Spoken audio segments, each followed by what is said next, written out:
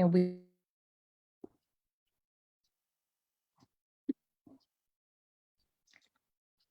Okay, and we're live on Facebook and we're live here then. we're live on Facebook. Yes. Okay, is it okay for me to get started then, Dylan? Sure, go ahead. You want to let me know when you're ready to record? Are we ready to record? Good question. Let's just give it another minute because we still have people coming in here on Zoom, Sure, if that's okay. sure. I'm ready when you are. Okay, I want to welcome Brian, Bruce, Billy, Deb, Escort, Dustin, B. Rent, Samantha, Nick, Tom, welcome. Glad you're here with us this evening.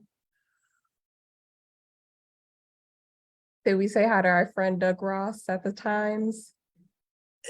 He's in here? Where is he? I'm Yeah. hiding in the corner, I think. You're in the corner. Okay. Well, hi, Doug. Welcome. I'm glad you were able to make it. Yeah, it sounds interesting. Sounds interesting to me too. Okay, I think we can go ahead and start the recording then. And I'll go ahead and get started.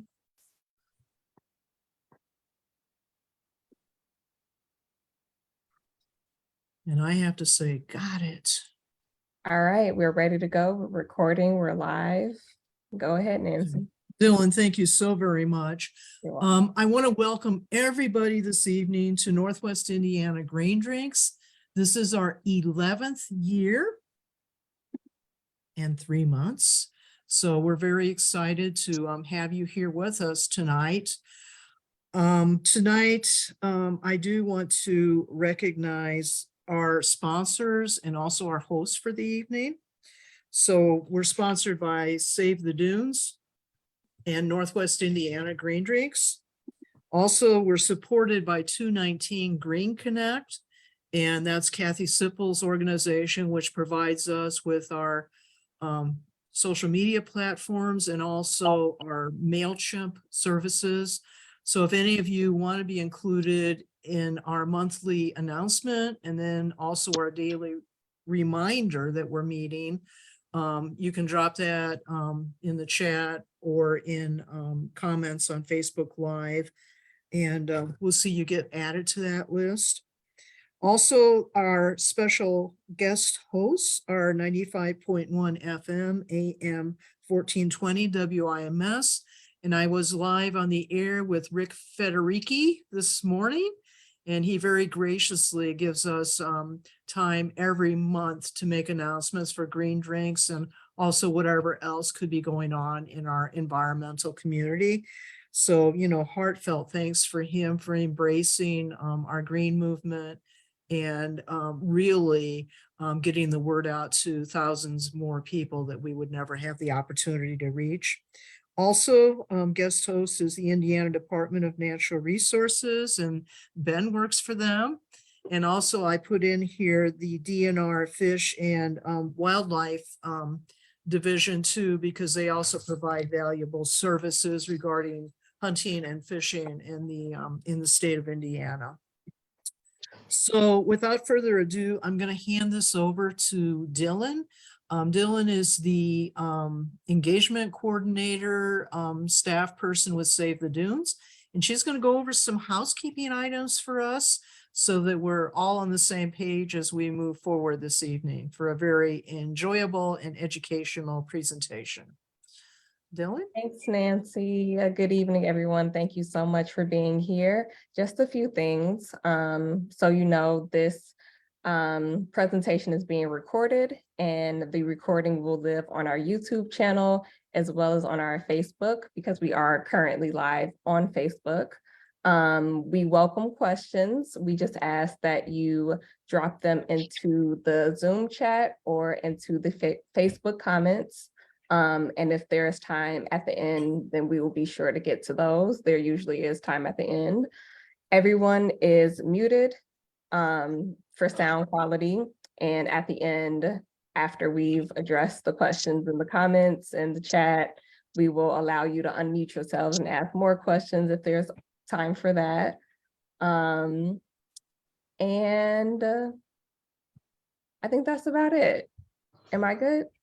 I think you're good, Dylan, until we discover either you or I forgot something. And then we'll have to hold it until the end.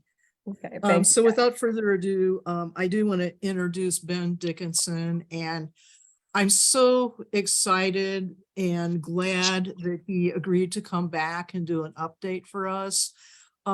His presentation was phenomenal the first time he did it, and it was a disappointment for people that weren't able to get into the room at Shoreline Brewery. And I think that's the first time I ever remembered having to turn people away because there just wasn't any place for them.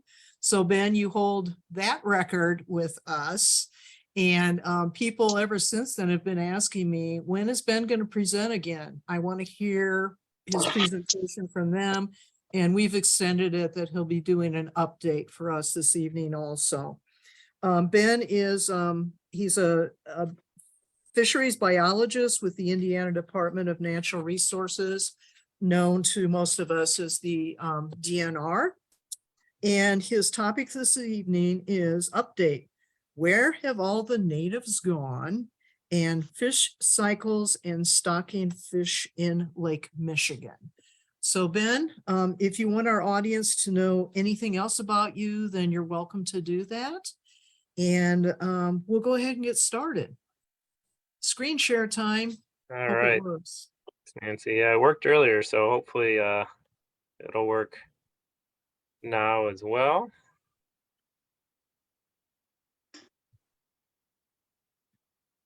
Everybody see the slideshow here? Good. All right. Perfect. Well, thanks for that introduction and welcome everybody. So I'm gonna talk a lot about fish management in Lake Michigan tonight. I have been working for Indiana DNR with Lake Michigan in particular for 10 years now. So I've been around for a little while, and it's a pretty fun job. So just to give you kind of overview of what we'll be discussing tonight, kind of a really brief history of Lake Michigan. And then I want to talk about a lot of the cooperative management that we do and highlight several large projects that are ongoing around the lake. And then spend quite a bit of time talking about some of the major ecosystem changes that have happened, especially over the last 30 years, but in the context of the whole lake's history as well. So before the Erie Canal was dug to connect Lake Ontario and into Lake Erie, and then therefore the rest of the upper Great Lakes, Lake Michigan's fish community was fairly simple. It was a very large, clear lake without a ton of nutrients in the main lake. And there were a handful of really important native fish to know about. The offshore waters were dominated by lake trout, which was the top predator in the lake, lake whitefish, ciscos, and burbot or eelpout, which was another main predator. And then the nearshore area, some of the more notable species would be smallmouth bass, yellow perch, various shiners, and then lake sturgeon.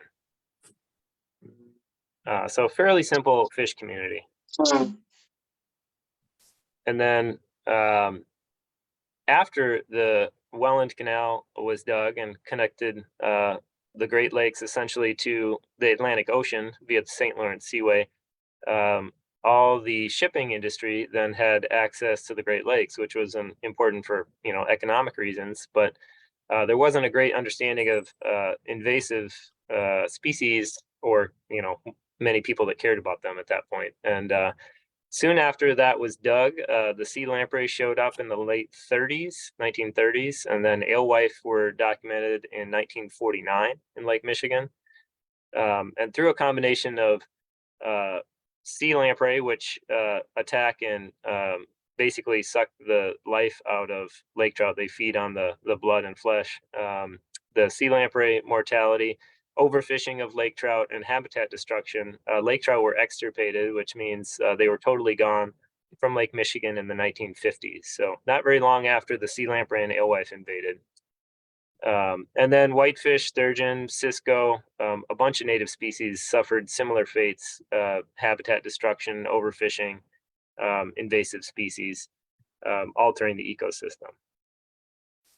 And that picture right there is some of you may remember or heard about, the alewife having no major predators because the lake trout were extirpated. The alewife became a dominant fish very quickly in Lake Michigan. And they would die in just massive, millions and millions of alewife would die and foul the beaches and rot and stink up the beaches. So a pretty big problem. And in the 1960s, Dr. Howard Tanner with Michigan DNR was tasked with doing something spectacular, as he called it in his book. And he decided that Michigan DNR should introduce Pacific salmon to Lake Michigan to create a sport fishery. And at that point in the 60s, alewife were almost 90% of the fish biomass in the entire lake. So that experiment turned out to be a smashing success against all odds, and created a huge billion-dollar fishery, sport fishery for salmon, and all the states now participate in that fishery. Alongside that, there's been a multi-agency effort spearheaded by the Fish and Wildlife Service to rehabilitate native lake trout for the last 50 years. And now there's nearly 200 invasive species in Lake Michigan. And then, you know, in that 30 to 40 year time span, there's been quite a lot of shifts in the nearshore fish community as well as the offshore fish community. And, you know, before I go any further and delve into stuff, I want to talk a little bit about our general management challenges as fisheries managers with Lake Michigan. So, you know, first of all, it's just the sheer size. It's 22,000 square miles of surface area. Then there's 4 states, various Native American tribes, and the federal government involved with management. So there's a lot of cooks in the kitchen. There's a lot of economics and politics involved because whenever you have something of value such as beachfront property or a billion-dollar sport fishery, there's a lot of momentum to enhance or keep that going. And you know, alongside that, rehabilitation of native species is challenging biologically. It's just something that's very hard to do. And then also, in addition to the biologically challenging side of things, sometimes it can be politically or just socially hard to rehabilitate native species that may be less of interest to certain stakeholder groups. And those challenges, you know, are significant. And on top of that, there is a lot of uncertainty with fisheries management. There is lots of the nature of the lake that we don't fully understand because it's very hard to measure on such a complex and large scale.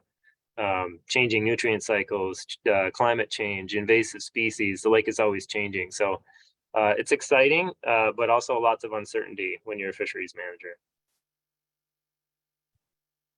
This little map here is illustrative of all the different management zones that we have in Lake Michigan, and Indiana is at the far southern tip there. You can see we have just a little teeny piece of the pie, but there's, you know, a lot of people that are involved in managing the lake. And the U.S. Fish and Wildlife Service, the federal agency, they do sea lamprey control. They're big into native species rehabilitation, invasive species monitoring. They run the mass marking program that marks and tags a lot of stocked trout and salmon. U.S. Geological Survey, they do a lot of deep water science, prey fish monitoring, also do some invasive species monitoring. NOAA and the EPA, they do a lot of stuff with water quality and the low food web sampling. And then there's a ton of NGOs and sea grants and universities that do various amounts of research and stakeholder outreach. So there's a lot of people that work together to cooperatively manage this fishery. One of the coolest projects that I want to talk about is, I already mentioned, the mass marking program run by the Fish and Wildlife Service in concert with all the state partners. And that program clips, here you can see the outline of the missing adipose fin on this drawing of a steelhead trout. And they have a giant trailer that runs about 7,000 to 8,000 fish per hour through it, and it uses a razor sharp knife to cut off the adipose fin and injects a coated wire tag in the snout of the fish. And here is a picture of one of those tags on my finger on the left side. So you can see it's very, very small. It's about 1 millimeter long. And on the right here is that same tag blown up 35 times. And you can see there's a little laser etched code on there. And that 6-digit code, this one starts, let's see, 641090, I believe. So that would tell us the species of fish stocked, when it was stocked, where it was stocked, and who by. So when we recover that fish from an angler and take the tag out, we know quite a bit of information. So a fantastic program. And the amount of data coming out of it is just unbelievable. So this is an old map, but the patterns have not really changed. So this is a map of all of the Chinook salmon sampled that were caught in Michigan City from 2012 to 2014. So these are all caught in Michigan City by anglers. And then the red dots here represent the management district where those Chinook salmon were stocked. So you can see that in Indiana, we caught Chinook salmon that were stocked in, off of Door County. We caught Chinook salmon that were stocked actually in northern Lake Huron. From all over, the Chinook salmon, they just swim all over Lake Michigan looking for food. And pretty much they have maps like this for every port that they sample, and they all look pretty similar. So pretty fascinating stuff. Really help managers out understanding movement patterns.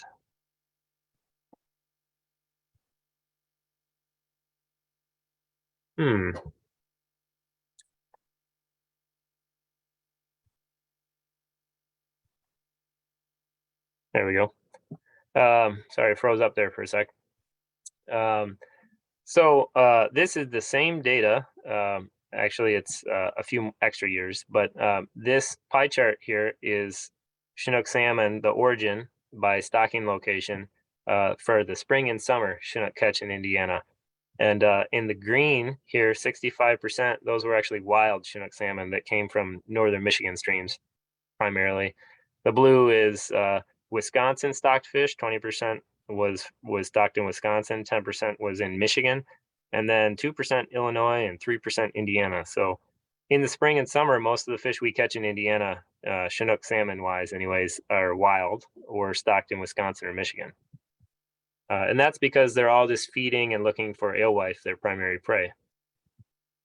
But this graph represents fall, so mid-August through October, and that's the Chinook spawning season. And Chinook salmon home back to where they were stocked, or if they were born in the wild, where they were born, to spawn in the fall. And in the fall, we catch 90% of the fish we catch are actually stocked in Indiana. So very, very different story if it's a spring or a fall Chinook salmon. Pretty interesting, and this is all from that coded wire tag program. Pivoting now to talk more about the broad ecosystem and food web stuff. This is a really neat graphic that NOAA and the Great Lakes Fisheries Commission put out, talking about and illustrating the food chain, the food web. And at the bottom here, you can see all this green stuff. That's phytoplankton, green algae, rotifers, that sort of stuff. And those in turn are eaten by zooplankton, water fleas and cyclopoids and stuff like that. And then fish like rainbow smelt or alewife or sculpins, they eat the zooplankton. And then in turn, those prey fish are then eaten by the top row of fish here, the top predators like salmon and trout and smallmouth bass and stuff like that. And there's arrows pointing all over the place here because there are fish that feed on different things and have diverse diets and so forth. But I like to simplify this into the old, no longer kosher USDA food pyramid. But basically, it's just what we call trophic levels. Each layer of the pyramid is a trophic level. So phytoplankton goes up to zooplankton, and then the prey fish, and then the salmon on top. And an important thing for fisheries managers is that as you go up a trophic level, you typically lose 90% of the energy. So a rule of thumb is that if you wanted to support 1 pound of salmon, you would need 10 pounds of prey fish to support that salmon. And in turn, you would need 100 pounds of zooplankton to support that 10 pounds of prey fish, and then 1,000 pounds of phytoplankton. So trophic levels are really important to kind of understand the stability and the cycles in the food web. And I bring that pyramid up because the base of that pyramid has been affected quite drastically by quagga mussels. So on the left map, it's a little outdated, but the zebra mussels haven't changed since 2010, and the quagga mussels haven't much either. So zebra mussels came in the late 80s, early 90s, and they started expanding. You see on this left panel, from 95 to 2000, they were growing, and then they started shrinking in 2005, and then here in 2010, zebra mussels are pretty much gone. So, what's going on with that?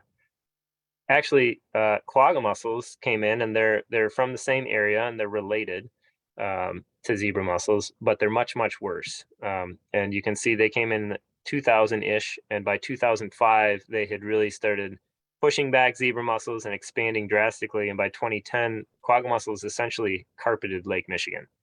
And quagga mussels are a lot worse than zebra mussels because they can live at deeper and colder depths, and they don't need hard surfaces to attach to, unlike zebra mussels. So they're much more successful, and they've outcompeted zebra mussels and pretty much carpeted the entire bottom of the lake. And our food pyramid now looks like this. There's been quite a huge decline in mussels, or in phytoplankton, as a direct result of the mussels. The mussels are siphoning out phytoplankton and also siphoning out nutrients that would normally get suspended in the open water ecosystem. They're just concentrating nutrients on the bottom. So that has ripple effects through the entire food chain, and it just basically reduces the productivity of the lake. And this really cool EPA graphic shows kind of the effects of that. This is a little bit complicated. So on the left side, you have a time scale of months throughout the year. And on the x-axis here, you have years. And it's basically a heat map of chlorophyll. And chlorophyll is essentially a proxy for phytoplankton, because that's essentially what phytoplankton is, a mini plant, and they're photosynthesizing on the surface waters of Lake Michigan. And the more chlorophyll, the more plankton you have. And you can see in this bottom left corner in the red circle, there's pretty good heat map signature there. There's lots of chlorophyll in the spring. We used to call that the spring plankton bloom.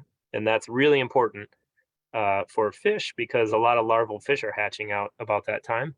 And they need to find phytoplankton to eat and zooplankton to eat really quick before their energy reserves run out. And if they don't find plankton to eat, they will starve and die. So successful spawns of fish are really dependent on plankton blooms. And as you can see, as we progress through the early 2000s to the mid 2000s to 2015-ish, we lose that spring plankton bloom, and the concentration of plankton is very low in the spring, which is a bad thing for fish production. And this is a spatial representation of that same data. You can see on the left in 2000 here, we had some offshore plankton blooms, and then in 2005, it has receded substantially and then remained that way in 2010. Green Bay is the only area of the lake really that is still nutrient dense, and that's because it's shallow and fed by the Fox River, which actually has too many nutrients, and they have problems with hypoxia there. So take home message, there's a lot less food to go around in the open waters of Lake Michigan. And you can see that represented here in another data set, which is from the USGS, their deep water prey fish program. They annually monitor and estimate the amount of different prey species in Lake Michigan. And you can see that prey was fairly high in the late 80s when zebra mussels arrived. And then round gobies showed up about that time too. And then, the prey populations were starting to decline. And then once quagga mussels came in the mid to late 90s, the prey base really started going down substantially. And it has not really recovered. It's recovered a little bit, which I'll talk about later, but not anything like the 80s and 90s. So these mussels have drastically influenced, in a negative way, the open lake productivity. So just to sum up lower food web change, the quagga mussels are filtering out plankton and reducing the amount of food available for prey fish. We call that bottom-up control. They're affecting the food chain from the bottom up. And that has made the water clarity increase considerably. And nutrient concentrations have shifted both spatially, like to the bottom, and then also timing of that plankton bloom has been altered. And that has a lot of effects on the fish population. Some of them are not hard to understand. Less food is bad, but the timing of things has benefited some species and hurt others.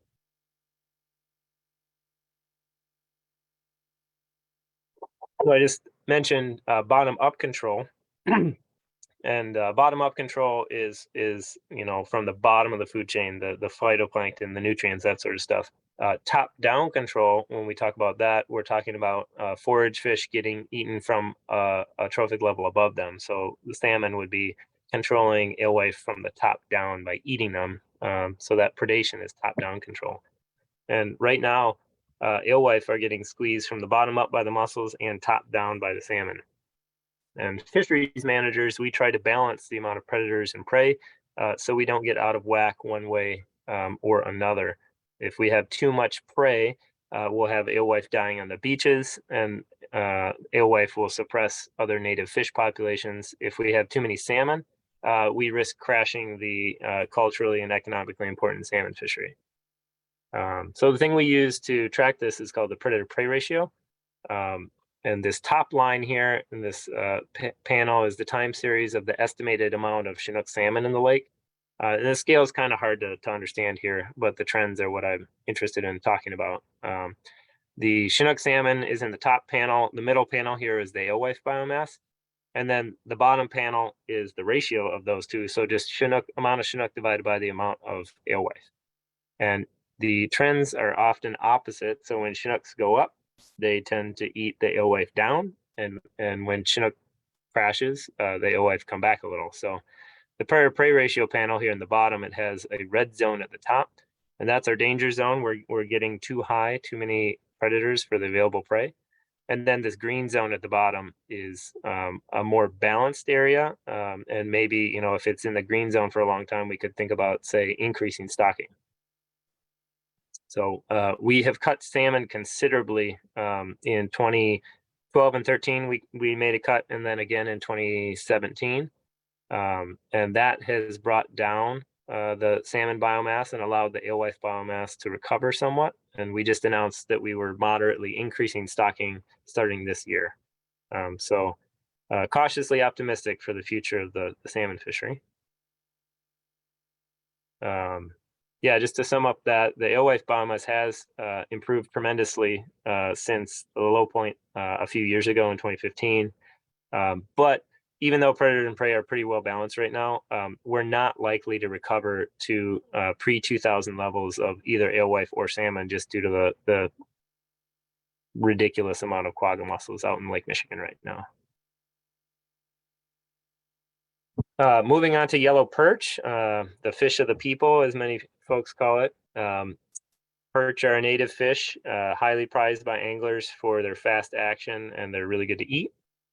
Unfortunately, by and large, the perch fishery has been pretty poor, over the last decade or so. It's been really good this spring in a few areas, but in general, perch fishing has been poor. Perch fishing effort has declined tremendously.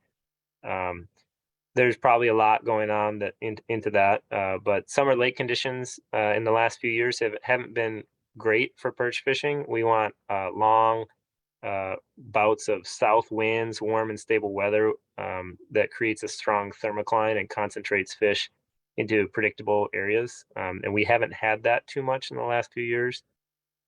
Perch might be acting differently than the past, inhabiting deeper water or using different food sources. And then probably most importantly, we have not had good recruitment, as we call it as a fish biologist, or the spawning success, essentially. The perch are not spawning as successfully as they used to. And our angler creel survey shows the rapid decline of perch fishing. The orange effort line here is the amount of angler hours that are targeted at perch.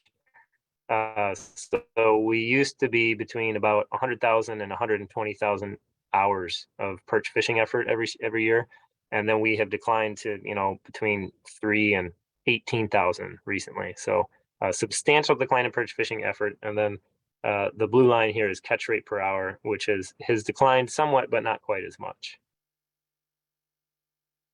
And then a reference poor recruitment. This is an index of spawning success using the bottom trawl. Ball State used to do this, and now we do that.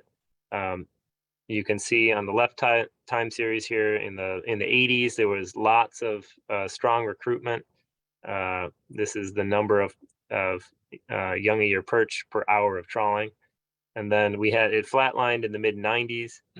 And then we had a pretty good year class in 98, and then a few in the early 2000s. And then pretty much since 2008 to 2014, we had very little perch recruitment. Huge recruitment year in 2015, and then essentially not much since then. So we've had one really, really good year of perch recruitment in the last 15 years. So that's not a recipe for success. And most of that is probably because of effects of the quagga mussels and reducing that spring plankton bloom. Another thing that we have noticed is that fisheries seem to be moving deeper. Some of the reasons that might be are increased water clarity. In the 1980s, you could see 3 to 4 feet down probably. Water was kind of greenish. Now in the summer, if you're a few miles offshore, you could see down 50, 55 feet. It's almost like offshore ocean level of clarity, which if you're a fish manager, you don't like, because green water means it has lots of food for the fish. And then there may be some behavior patterns of alewife holding deeper in the summer. Round gobies are now a very prominent food source for perch, whitefish, lake trout, brown trout. So changing food sources may change the habits of fish. You can kind of see what I'm talking about here. This is the average depth. We asked the anglers how deep they were fishing. And in the early 2000s, perch fishermen in the spring were averaging very consistently about 25 feet of depth. And now people are fishing over 50 feet deep. So it's doubled in 20 years. The depth has doubled that people are fishing for perch. And we see something pretty similar in the summertime salmon fishery too. Very consistent in the early 2000s, between 60 and 70 feet. And after 2010, 2010 is kind of like a year that a sea change of some sort happened, probably due to mussels. But the fishery has really moved deeper since then, and we average over 100 feet deep for trout and salmon fishing now. So pretty substantial increase. And then my last slide here that I want to leave you with is talking about invasive species. So when we hear about invasive species, it's almost always negative, doom and gloom, or this is a really bad thing. But in reality, as a fish manager, I see it as having a little more nuance. So ideally, you would not have invasive species, but for each one of these different species on here, I've put what I interpret from my perspective as negative things in red and good things in blue. So alewife, they died on the beaches and stunk up the beaches. That was bad. They suppress native fish populations through competition and predation. But they're also the foundation for $1 billion salmon fishery. The drysynid or quagga and zebra mussels, they have drastically altered the nutrient cycling, which has been horrendous. And they've led to clear water, which is less productive. But on the other hand, clear water is aesthetically pleasing for boaters and swimmers. Not so good for me as a fish manager or an angler, but aesthetically pleasing. The clear water has given rise to some, and then the sequestering of nutrients on the bottom has really led to some filamentous algae growth problems. That stringy green goop that sometimes washes up on the beaches. But the clear water has also helped reduce E. coli on the beaches because the UV rays of the sun penetrate deeper and they kill E. coli better. So that's a good thing. And then interestingly enough, zebra mussel and quagga mussel shells are accumulating offshore in some areas, and there's been successful lake trout reproduction documented on those dead mussel piles, essentially. And then round gobies, they are aggressive predators of native species eggs. They compete with larval fish for the same food. So that's bad. But they come from the same region as quagga mussels, and they eat a lot of them. And then gobies are a food source for a ton of native fish. And invasive species, mainly goby and alewife, are at least 75% of the forage base for all major Lake Michigan predators. So if you snapped your fingers and got rid of gobies and alewives, the recreational fishery would be in big trouble, which is kind of ironic. So I think that's all I have for the presentation. So I'll take any questions now if we have time. Awesome. We have a few questions in the chat. So the first one is going to be from Valerie, and she's wondering, do people eat these mussels? No, they are tiny, about the size of your thumbnail or maybe a nickel. So they're not, they're mostly shell. And then they also, since they filter so much water, they have a habit of accumulating a fair amount of toxins. So even if you could eat them, it probably wouldn't be advisable. Got it. Thank you for that. Allen was wondering, do the mussels have a natural predator? Is that right, quagga? Yep, quagga mussels. Yeah, I think I covered that a little later after he asked it maybe, but the natural predator of the quagga mussels is the round goby. They come from the same region. There are some reef clearing experiments in northern Michigan that suggest if you clear gobies off, clear mussels off a reef that has high goby populations, the gobies can actually kind of stay ahead of the mussels on that cleared area and prevent them from significantly recolonizing it. But functionally, there's just so many mussels out there, and a lot of them live where round gobies can't, so they can't keep up. Awesome. Thank you for that. We have 2 more questions in the Zoom chat, and then I'm going to check Facebook. We might be able to open it up to questions from the audience. So Escort WR would like to know, can native planktivores ever replace alewives and become more abundant?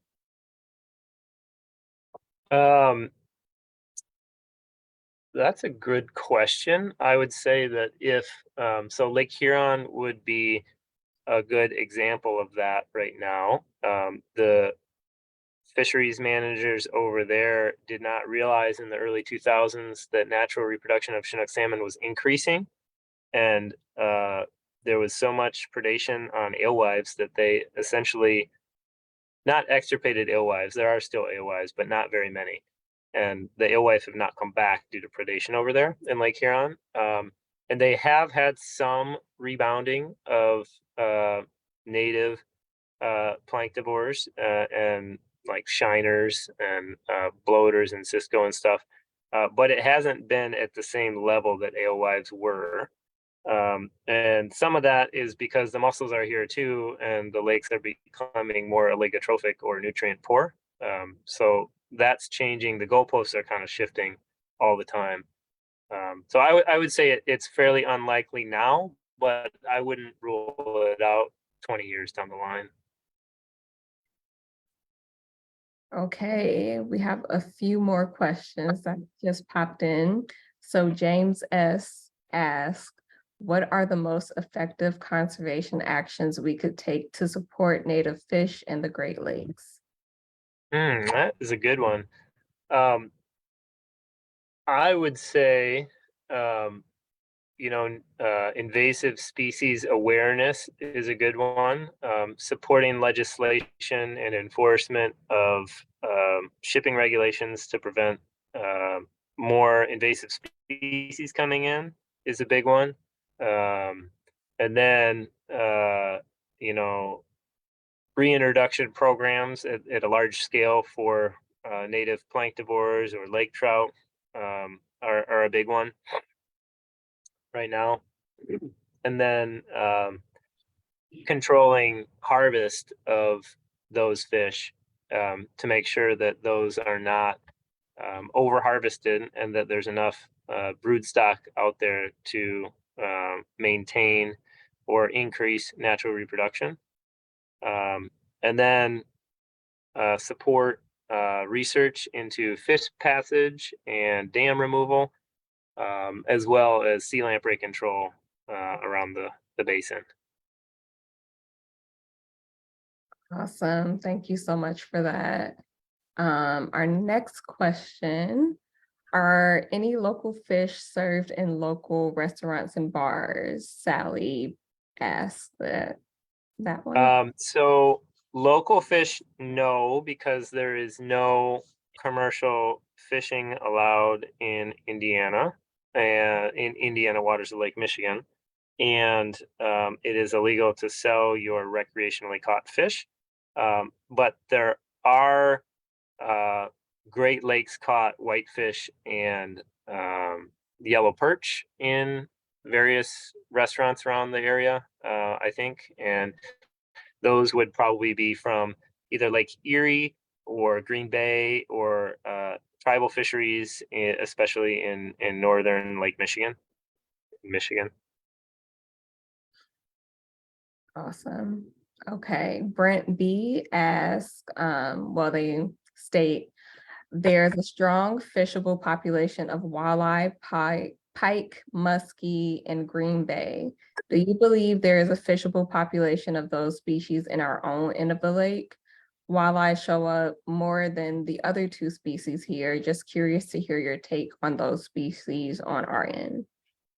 Yeah, that's a good question. I would agree. There are probably more walleye, and I would say there's a locally fishable population of walleye in several areas. But Green Bay really, and a lot of the drowned river mouse lakes on the Michigan side have the habitat that is required for those species. And on the southern end of Lake Michigan, we just don't have wide scale habitat to support those species. We do have local pockets of it, and it does seem to be like pike and muskie seem to be increasing, probably because of increased water clarity and weed growth in protected areas like, say, the Port of Indiana or various marinas. But they're fairly restricted to those areas, and we don't have the spawning habitat really for walleye, pike, or muskie. So a lot of those fish are probably transients that wander down here from other areas, and there's plenty of food for them, but likely limited reproduction is happening down here. Okay. We have a few more questions still. I wanted to check in with Nancy about time. What are you thinking? We're good? All right. So Escort WR asks, are botulism die-offs occurring in the southern part of Lake Michigan? So I am not aware of any recent confirmed botulism die-offs, although we suspect there are some happening. Typically, bottom dwelling fish, especially like round gobies that are eating mussels that may have botulism, will wash up on beaches. I had a bunch of reports of that this spring. It was likely botulism, but it's, the once they're pretty deteriorated and rotting, it's hard to test for that sort of stuff. And then a while ago, I want to say maybe 8 or 10 years ago, there was lake-wide, there was some botulism die-offs of birds, especially diving ducks that were eating, suspected eating to gobies that had botulism. And we had a few of those down here on the southern end. Thank you for that. Another question that we have, is there a way we can either watch or volunteer to help with Skamania collection this spring/summer? Yeah, so Skamania steelhead, we collect those broodstock. For anybody not aware, we collect broodstock at the Trail Creek Lamprey Barrier, and we're always happy to have people watch when we're doing the collections. Typically, we start in mid-June,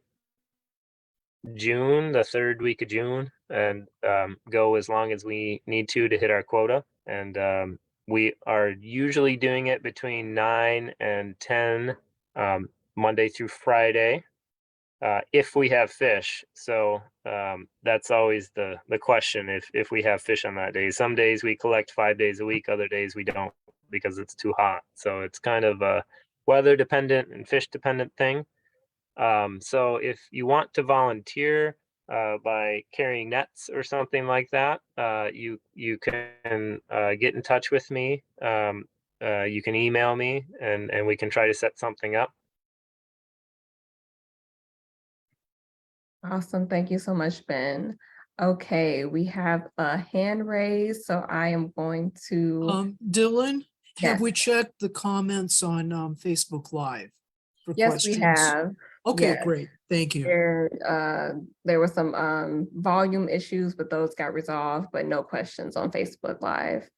Thank Uh, you.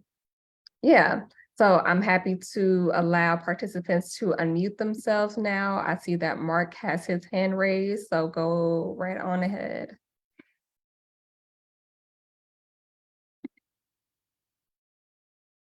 He's muted. Mhm.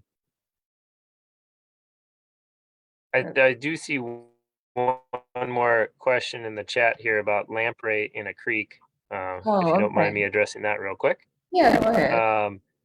Okay, so there are so sea lamprey are invasive and definitely destructive. It's more likely, probably, if you've seen lampreys in a creek, that they are native brook lampreys, chestnut lampreys, or silver lampreys. That I'm just saying that without seeing them. In small creeks around here, that tends to be numerically more likely. But if you had some pictures or a specimen, I'd be happy to take a look at it and let you know. Thank you for catching that, Ben. I appreciate it. Mark, are you ready to ask your question? Yes, can you hear me now? Yes. Yep. Hey, Ben, it's Mark Addis, Friends of Fishing. How you doing? Hey, Mark. Hey, my question, fishing related, with all the hundreds or thousands of perch being caught right now, and, me included, I got a chance to go out there and participate in some of that. What's your thoughts on all the females coming up with all the eggs, these just big monster perch on reproduction? You think that's gonna hurt us? I mean, is that, it just seems Yeah, like those big spawners are all getting caught up, so. yeah, it's a good question. I've heard a few people concerned. I can say one thing with certainty: it's not helping the spawn. But I don't know how much it's hurting it. I would say that, trying to think of how to say this. So I'll say, like, a dead fish is a dead fish from a population dynamic standpoint. So like if you caught a 13 or 14-inch fish in July and harvested it, it's not going to spawn the following spring, just like you are catching one now. So the pure number of fish being caught isn't super concerning, but the fact that they are all the largest and almost predominantly female, that has probably more potential to negatively affect things. At this point, though, I think the biggest bottleneck is environmental conditions. If the environmental conditions line right up, you don't need that many perch to make a lot more perch. They're very prolific when the environmental conditions line up. So I would say that's the primary driving thing. But I would certainly say if this is a prolonged thing and if you know, this sort of harvest is happening consistently for, you know, several weeks on end, year after year, it would definitely have a negative effect. Yeah, it's great fishing, but that's probably the downside of it. So thanks. Yeah. Thanks for answering that. That was a great question, Mark.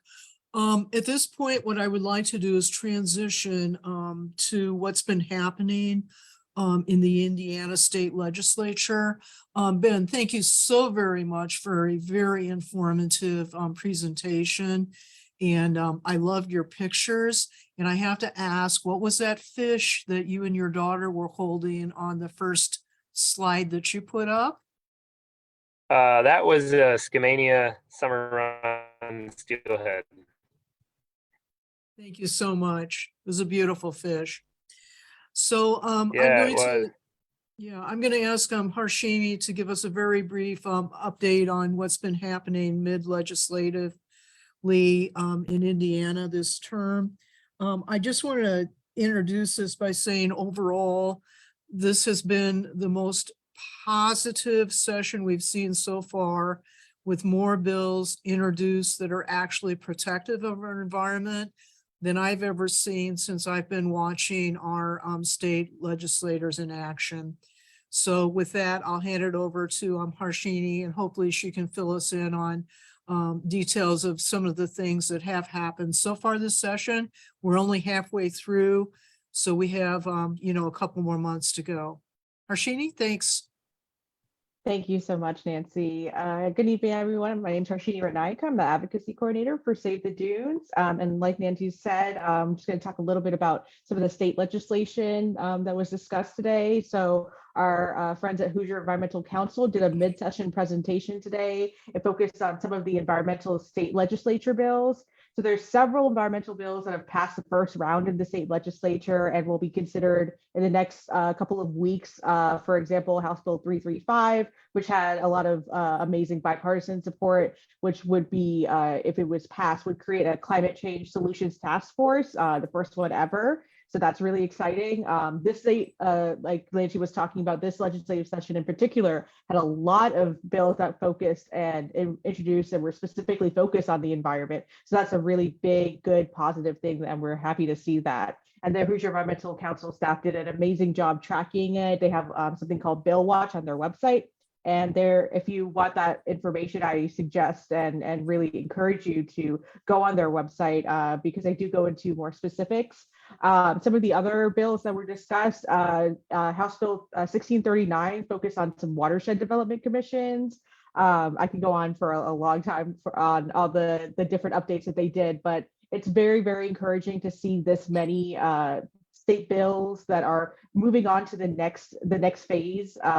And hopefully do become law, and they are very environmentally friendly. And so that's something that we are starting to focus on in our organization as well. So like I said, I do encourage everyone on this call to go to Hoosier Environmental Council's website to get that more specific information. Thank you, Nancy.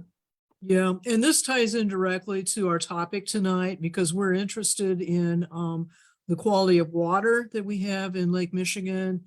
And we're also extremely interested in supporting divisions like the DNR and also the hunting and fisheries services. And one of the things they tried to do this year, they're trying to do actually, is to increase the number of state employees in these particular divisions and also to increase their salaries, which has been a problem as far as staff retention goes. I do want to give a special shout out regarding the Climate Solutions Task Force, since Harshimi did mention that. This bill has been driven by a group of high school students in Indiana, which is pretty remarkable. Their leader's name is Raul Durai. He's a senior this year, and they're really the ones who got bipartisan sponsorship for this. Actually, it was introduced by a Republican, 2 Democrats, and I believe, can't remember the number of Republicans, but it was at least, I think it was 5 Republicans actually who have sponsored this bill. And it's just heartwarming to me to see our youth taking an active part in what's happening as far as creating laws for our state that's going to protect our environment. In addition to the Hoosier Environmental Council, you want to take a look at the Sierra Club Hoosier chapter. They post actions every week as far as what you can be doing to contact your elected representatives to make a difference. Honestly, it's by changing laws that help strengthen our regulations. That's how we protect Lake Michigan. That's how we improve our quality of water and also improve our health and overall well-being. So next month, I am so excited. This is going to be part 2 of establishing butterfly and pollinator sanctuaries in Northwest Indiana.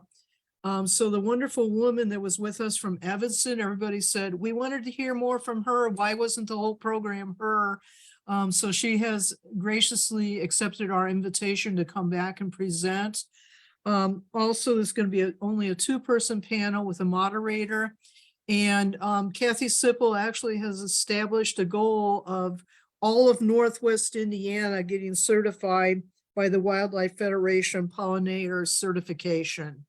And the way we do that is a person's yard, a church's garden, these little patches at a time, we add them up all together, and we will get Northwest Indiana eventually certified.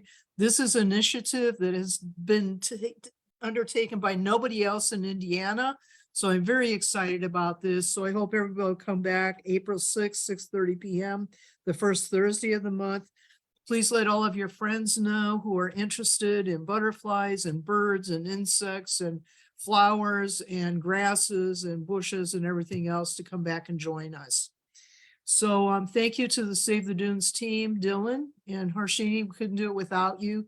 Thank you so very much. It's a pleasure getting to know you and working with you over the last several months also.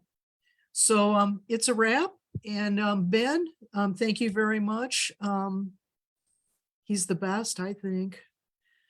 And all of you who joined us this evening, thank you, and we'll see you next month. Thank you all so much. Have a great rest of your evening.